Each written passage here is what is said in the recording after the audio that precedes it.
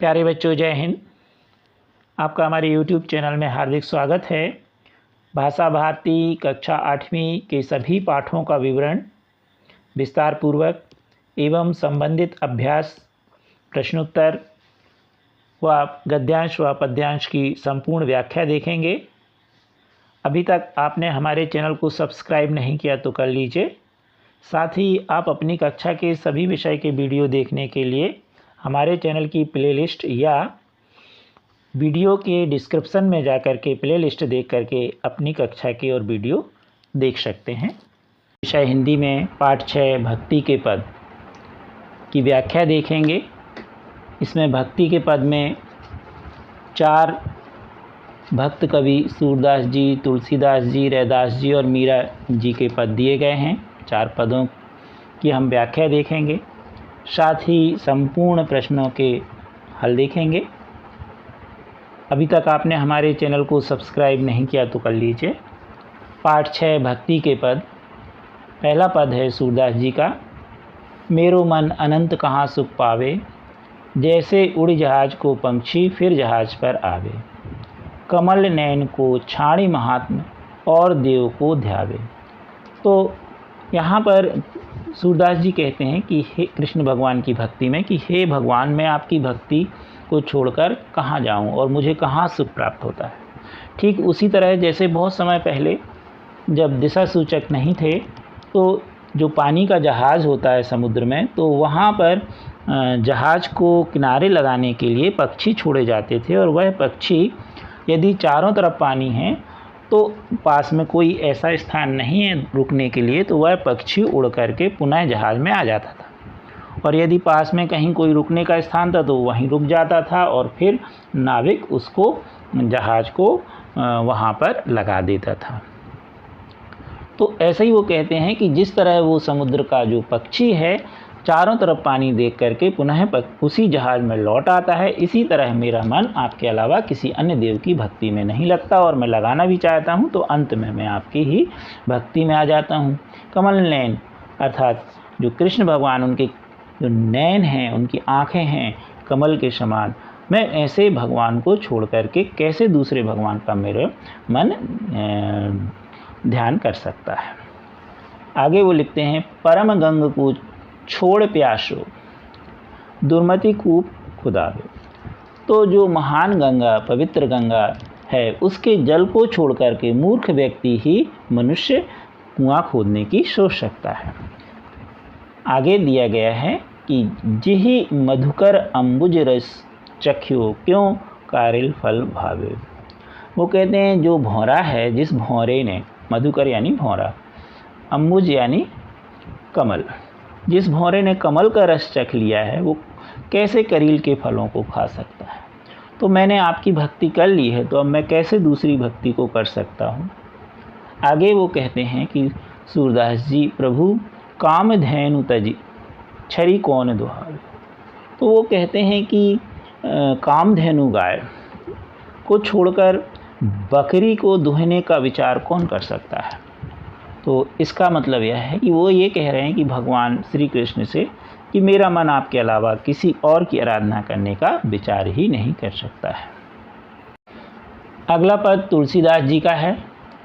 जाऊं कहाँ तजी चरण तिहारे, काको नाम पतित पावन, जग के ही अति दीन प्यारे, कौन देव बराए बिरध हित, हटी हटी अधम उधारे। तो तुलसीदास जी कहते हैं भगवान राम से कि हे भगवान, मैं आपके चरणों की भक्ति को छोड़कर कहाँ जाऊँ।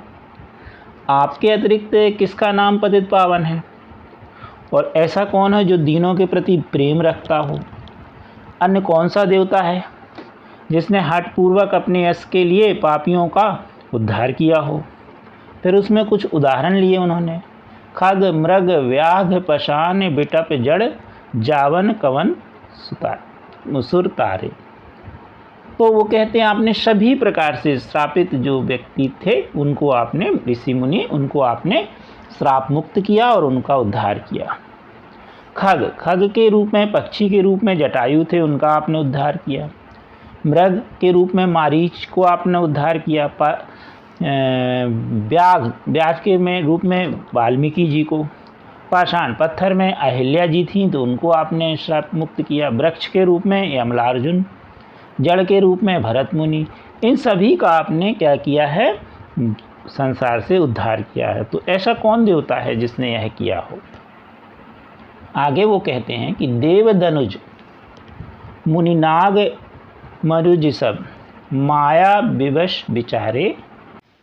आप अपनी कक्षा के सभी विषय के वीडियो देखने के लिए चैनल के प्लेलिस्ट में जाने के लिए आप वीडियो से ही जहां मोर लिखा है डिस्क्रिप्शन में, यहां पर आप चले जाएं।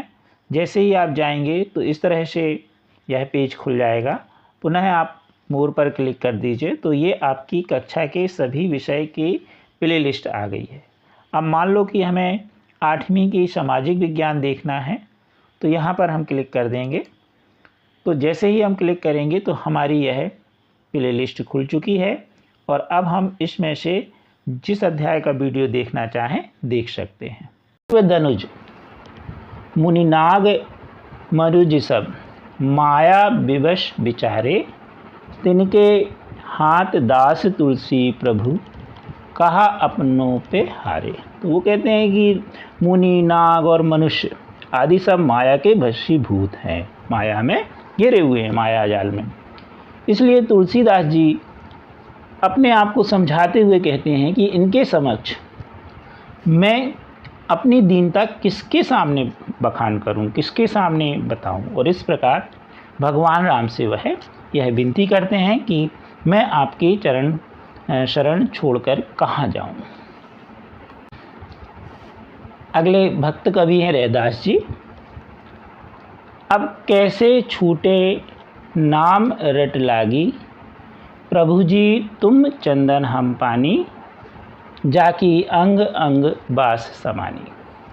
तो रैदास कवि जी कहते हैं कि मैं आपकी जो भक्ति है मैं कैसे छोड़ सकता हूँ। और साथ में वो कहते हैं कि मैं इस तरह से, जिस तरह प्रभु जी तुम चंदन हम पानी, यानी आप चंदन के समान हैं तो मैं पानी के समान हूँ। और चंदन को जब पानी में घिसा जाता है और वह पानी में घुल मिल जाता है तो उसकी सुगंध चारों ओर फैल जाती है। तो इसी तरह मैं तुम्हारी भक्ति में, मेरा अंग अंग डूबा हुआ है। आगे वो कह रहे हैं कि प्रभु जी तुम घनवन हम मोरा, जैसे चितवत चंद चकोरा। तो कह रहे हैं प्रभु जी तुम घनवन, मतलब आप क्या हैं, बादल हैं, और मैं क्या हूँ, भक्त, मोर के समान। तो आप बादल हैं, मैं मोर हूँ, और मैं आपकी तरफ ठीक उसी तरह एक टक लगाए देखता रहता हूँ। क्योंकि जब बादल छाते हैं और बादल बरसते हैं तो मोर बहुत खुश होकर नाचता है। तो वो कहते हैं कि मैं आपको देखता रहता हूँ। और कैसे एक टक देखता रहता हूँ, तो जैसे चितवत चंद चकोरा, यानी जो चकोर पक्षी है, चितवत यानी देखना, चंद यानी चंद्रमा, वह एक टक लगाए चकोर पक्षी चंद्रमा की ओर देखता रहता है। तो मैं इसी तरह आपको देखता रहता हूँ, अर्थात मैं आप में पूर्ण भक्ति में लीन हूँ। प्रभु जी तुम दीपक हम बाती, जाकी ज्योति बरे दिन राती। प्रभु जी आप क्या हैं, दीपक के समान है और मैं बाती के समान हूँ, जिसकी लौ जब जलती है तो ज्योति के कारण दिन रात वह जलती रहती है, और तुम्हारा ही तेज मेरे सर्वत्र बिखरा हुआ है। आगे फिर कवि जी कहते हैं प्रभु जी तुम मोती हम धागा, जैसे सोना ही मिलत सुहागा। वो कहते हैं कि आप मोती हैं और मैं धागा हूँ, और मोती में धागा पिरो करके माला बनती है। तो इस तरह से जो मैं हूँ वो आप में भक्त के रूप में हूँ, और आपसे मिलकर अपनी बात बना लेता हूँ। प्रभु जी तुम स्वामी हम दासा, ऐसी भक्ति करे रे दासा। तो वो कहते हैं कि प्रभु जी आप मेरे स्वामी हैं, मैं भक्त हूँ और आप मेरे स्वामी हैं, तो मैं आपकी भक्ति कैसे छोड़ सकता हूँ। तो इस प्रकार रैदास जी अपनी भक्ति का भाव प्रकट करते हैं। अगले हैं कवित्री मीराबाई। पायो जी मैंने राम रतन धन पायो, वस्तु अमूलक दी मेरे सतगुरु कृपा कर अपनायो।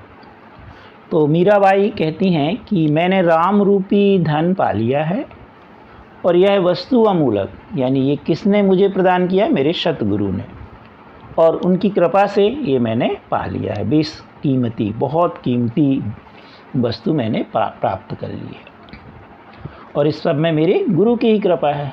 जन्म जन्म की पूंजी पाई जग में सभी खुआयो।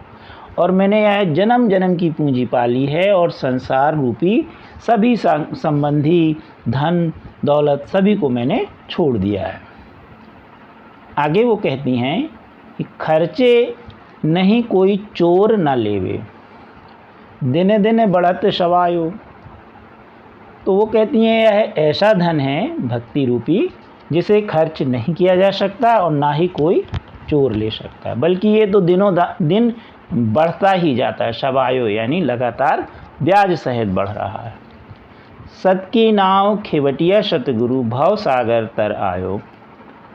तो वो कह रहे हैं कि यह सत्य रूपी जो नाव है, इसको खेने वाले जो मेरे सतगुरु हैं वो आसानी से संसार रूपी सागर को सहज ही मुझे पार करा सकते हैं। मीरा के प्रभु गिरधर नागर हरख अरख जस गायो। तो वो कहते हैं गिरधर यानी कृष्ण भगवान कि मेरे तो प्रभु जो हैं वो कृष्ण भगवान हैं, गोवर्धन पर्वत जिन्होंने धारण किया है, वे अति चतुर हैं। मैंने उन्हें अपने यश का गान हर्षित होकर किया है और मैंने सब कुछ उन्हीं पर निछावर कर दिया। तो इस प्रकार मीरा जी कृष्ण भक्ति में अपने भाव प्रकट करती हैं। अब देखेंगे हम पाठ्य अंतर्गत अभ्यास प्रश्नों के उत्तर। प्रश्न पहला, निम्नलिखित शब्दों के अर्थ शब्दकोश से खोज कर लिखिए। पंक्षी, पंक्षी यानी पक्षी, कूप यानी कुआं, मधुकर यानी भौरा, तजी यानी छोड़कर, अधम यानी नीच, धनुज यानी राक्षस या दानव, घन यानी बादल, चकोरा यानी चकोर पक्षी, चकवा चकवी जिसे बोलते हैं, पूंजी यानी धन, छाड़ी यानी छोड़कर, छेरी यानी बकरी, अम्बुज यानी कमल, उधारे यानी उधार किया और बास यानी सुगंध। अब हम देखेंगे प्रश्न दूसरा, निम्नलिखित प्रश्नों के उत्तर संक्षेप में लिखिए।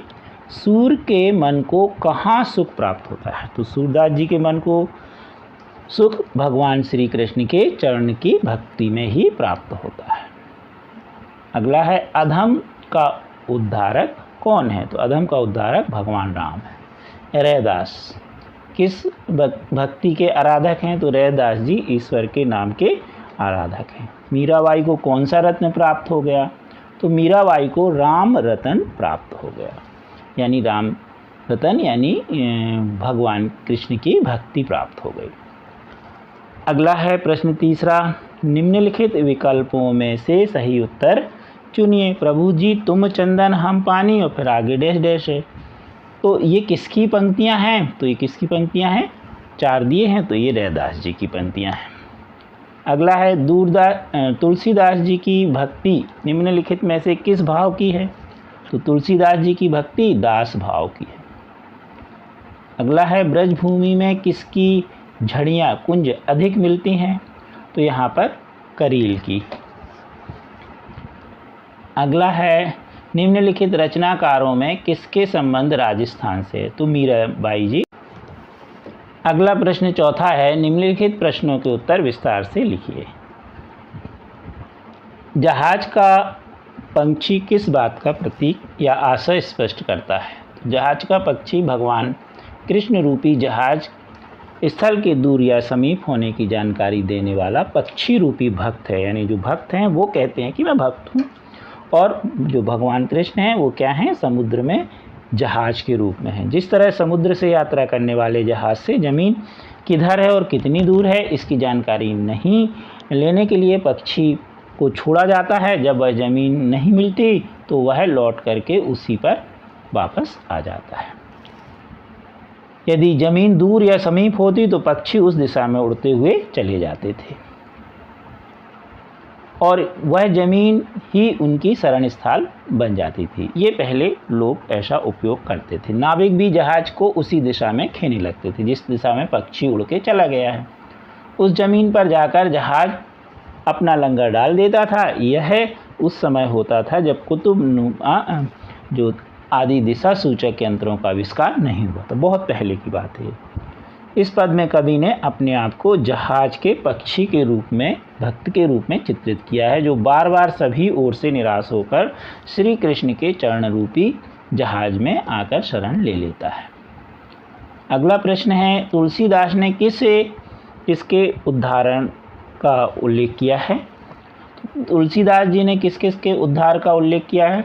तो खग के रूप में जटायु, मृग के रूप में मारीच, व्याघ के रूप में वाल्मीकि जी, पाषाण के रूप में पत्थर बनी अहिल्याबाई, बिटप के रूप में यमलार्जुन और जड़ के रूप में भरत मुनि। इन सब का उद्धार भगवान श्री कृष्ण ने त्रेता युग में, भगवान श्री कृष्ण ने द्वापर युग में किया था। त्रेता युग में भगवान राम ने और इन्होंने कृष्ण ने द्वापर युग। जटायु पक्षी सीता हरण के समय सीता को बचाने के लिए रावण से संघर्ष करते हुए घायल हो गया था। श्री राम ने उनका उद्धार किया। मृग रावण का मारीच जो था वो रावण का संबंधी था, जो मारीच बन करके मृग के रूप में आया था और उन्होंने उसका मार करके उसका उद्धार किया। अगला है व्याध, वाल्मीकि जी। यह पहले डाकू थे और राम शब्द का उल्टा जाप करके कल्याण हो गया और तर गए। पाषाण, अहिल्या गौतम ऋषि की पत्नी थी, वो अपने पति के श्राप से श्रापित होकर के पत्थर बन गई, जिसे भगवान राम ने अपनी चरण धूलि से उनका उद्धार कर दिया। यमलार्जुन को श्राप था और वे वृक्ष बन गए थे। द्वापर युग में कृष्ण भगवान ने उनका उद्धार किया। इस तरह विभिन्न रूपों में पतित हुए प्राणियों का भगवान ने उचित समय पर उद्धार किया था। अगला है, रैदास ने भगवान से अपने संबंध स्थापित करते हुए किस से अपने को जोड़ा? तो रैदास जी ने अपने को कई तरह से, उन्होंने भगवान को चंदन, धन यानी बादल के रूप में, चंद्रमा, दीपक, मोती के रूप में, अपने आप को क्रमशः पानी, यानी उन्होंने कहा चंदन तो मैं पानी, उन्होंने कहा आप बादल तो मैं मोर, आप चंद्रमा तो मैं चकोर, आप मोती तो आप दीपक तो मैं बाती और मोती तो मैं धागा।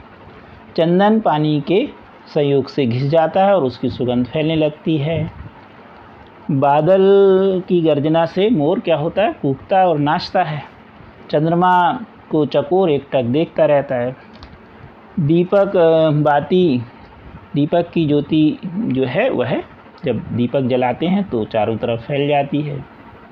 मोतियों में धागा पिरोया जाता है और फिर हार या माला बन जाती है। सोने को सुहागे के रूप में चमक प्राप्त होती है। इस तरह ईश्वर से इन जीवों को विभिन्न प्रकार से संबंधित में उन्होंने अपने संबंध को, या फिर आप चैनल से भी प्लेलिस्ट में जा सकते हैं। चैनल से प्लेलिस्ट में जाने के लिए हमारे चैनल गणित SKD में आप क्लिक कर दीजिए। जैसे ही आप क्लिक करेंगे तो यह चैनल आपका खुल जाएगा और यहाँ पर आपको प्लेलिस्ट दिख रही है, इसमें आप क्लिक कर दीजिए। तो अब यह प्लेलिस्ट आपकी आ गई है। अब यहाँ पर आप अपनी कक्षा सेलेक्ट कर लीजिए। जैसे यहाँ पर यह लिखा हुआ है 8वीं सामाजिक विज्ञान 8 ग्रेड 2024-25। अब हमें इसके वीडियो देखना है तो यहाँ पर हम क्लिक करेंगे तो हमारी यह सामाजिक विज्ञान 8 ग्रेड की प्लेलिस्ट खुल जाएगी और इस प्रकार हम उसमें से जो भी वीडियो देखना चाहते हैं उस वीडियो को हम देख सकते हैं। स्थापित किया है। अगला है मीरा की भक्ति। भावना पर अपने विचार प्रकट कीजिए। मीरा की भक्ति दास भावना से ओतप्रोत है। वे भगवान कृष्ण की भक्त दासी हैं। ईश्वर की भक्ति उनके लिए वह रत्न है जिसे कोई चुरा नहीं सकता, खर्च भी नहीं होता। भगवान की भक्ति का जो रत्न उन्हें प्रतिदिन सवाया होता जाता है। इस प्रकार ईश भक्ति से मनुष्य सतगुरु की कृपा प्राप्त कर लेता है और सत पर आधारित मनुष्य की जीवन नौका बड़ी सरलता से संसार सागर को पार कर जाती है। ईश्वर की भक्ति ही मनुष्य को उद्धार प्राप्त करने का एकमात्र साधन है। ईश्वर की भक्ति तो संसार की विविध वस्तुओं के प्रति मोह त्यागने पर ही प्राप्त होती है। प्रश्न 5वां है, निम्नलिखित पंक्तियों का आशय स्पष्ट कीजिए। कौन देव बराय विरधित, हटी हटी अधम उधारे। तुलसीदास जी कहते हैं कि हे भगवान राम, मैं आपके चरणों की भक्ति को छोड़कर कहाँ जाऊँ। आपके अतिरिक्त किसका नाम पतित पावन है। दीनों के प्रति किसे अति प्रेम है। अन्य कौन सा देवता है जिसने हठपूर्वक अपने यश के लिए पापियों का उद्धार किया हो। पक्षी, जटायु, मृग, व्याध, वाल्मीकि, पाषाण, अहिल्या, वृक्ष, अमाल अर्जुन, जड़, भरत मुनि आदि किस देवता ने संसार से उनका उद्धार किया है। देव, राक्षस, मुनि, नाग और मनुष्य आदि सभी के माया वशीभूत होकर दयनीय बने हुए हैं। इसलिए तुलसीदास जी अपने आप को समझाते हुए कहते हैं कि इनके समक्ष यानी खुद को तुलसीदास अपनी दीनता का बखान कैसे कर सकता है। सूरदास जी खा। सूरदास जी प्रभु कामधेनु तजी, छेरी कौन दुहावे। सूरदास जी कहते हैं कि मेरा मन दूसरे स्थान पर किस तरह सुख प्राप्त कर सकता है। जिस तरह समुद्री जहाज से ज़मीन के होने की जानकारी के लिए जो छोड़ा गया पक्षी है वह फिर उसी जहाज में आकर लौट आता है, क्योंकि शरण पास में नहीं है। उसी जहाज की तरह जो सूरदास जी हैं वह भी उसी जहाज पर शरण प्राप्त कर लेता है। तो उस पक्षी की तरह यह मेरा मूर्ख मन श्री कृष्ण को छोड़कर किसी दूसरे देव को ध्यान क्यों करता है। महान पुण्यशाली पवित्र गंगा को छोड़कर मूर्ख और कुबुद्धि मनुष्य ही कुआं खोदने की बात सोचते हैं। जैसे भौरे ने कमल के पराग का पान कर लिया है तो वह करील के फल को कैसे चखेगा। सूरदास जी वर्णन करते हैं कि कामधेनु को छोड़कर बकरी दुहने का विचार कौन करता है। तात्पर्य यह है कि भगवान श्री कृष्ण को छोड़कर हे मन, तू किसी दूसरे देव की आराधना करने का विचार ही क्यों करता है। यदि तू ऐसा करता है तो निश्चय ही तू बड़ा मूर्ख है, उचित और अनुचित के भेद को नहीं जानता है। प्रश्न 6वां, निम्नलिखित पंक्तियों का संदर्भ सहित भाव स्पष्ट कीजिए। का प्रभु जी तुम चंदन हम पानी, जाकी अंग अंग बास समानी। तो संदर्भ है प्रस्तुत पद हमारी पाठ्यपुस्तक भाषा भारती के भक्ति के पद से लिया गया है। इसके कवि रैदास जी हैं। प्रसंग, कवि रैदास जी ने इस पद में बताया है कि वे दास भाव की भक्ति करते हैं। व्याख्या, हे प्रभु जी, तुम सुगंधित चंदन हो तो मैं पानी हूँ। चंदन की सुगंध जल के साथ मिलकर के उसमें समा जाती है, उसी तरह हे प्रभु तुम्हारी भक्ति में मेरा अंग अंग डूबा हुआ है। अगला प्रश्न है इसी का खा। पायो जी मैंने राम रतन धन पायो, वस्तु अमूलक दी मेरे सतगुरु, कृपा कर अपनायो। जन्म जन्म की पूंजी पाई, जग में सभी खुआयो, खर्च नहीं कोई चोर न लेवे, दिन दिन बढ़त सवा। तो जो संदर्भ है इसमें वही ज्यों का त्यों कि प्रस्तुत पंक्तियाँ हमारी पाठ्य पुस्तक भाषा भारती के पाठ भक्ति के पद से लिया गया है। इस पद की कवित्री मीराबाई, यहाँ मीराबाई हैं। प्रसंग, मीराबाई भगवान कृष्ण की भक्ति करती हैं। वह उनके यश का गान बहुत ही हर्षपूर्वक करती हैं। वो कहती हैं कि मैंने राम रूपी रतन धन प्राप्त कर लिया है। मेरे श्रेष्ठ गुरु ने मुझे इस बेशकीमती वस्तु को प्रदान किया है। मेरे गुरु ने बड़ी ही कृपा करते हुए मुझे अपना लिया है। इस तरह मैंने प्रत्येक जन्म की पूंजी प्राप्त कर ली है, जन्म जन्म की पूंजी। संसार संबंधी सभी को मैंने धन सहित खो दिया है, छोड़ दिया है। यह भक्ति रूपी संपत्ति बहुत ही अजब है, जिसे किसी भी तरह खर्च नहीं किया जा सकता, कोई चोर नहीं चुरा सकता। और यह भक्ति रूपी धन प्रतिदिन ही सवाया बढ़ता जाता है, यानी ब्याज सहित बढ़ता जाता है। सवाया मतलब 100 के 125 हो जाएं तो सवा हो गए। इस तरह हर बार वह सवाया बढ़ता जाता है। कृपया आप हमारे चैनल को सब्सक्राइब अवश्य कीजिए। Thank you.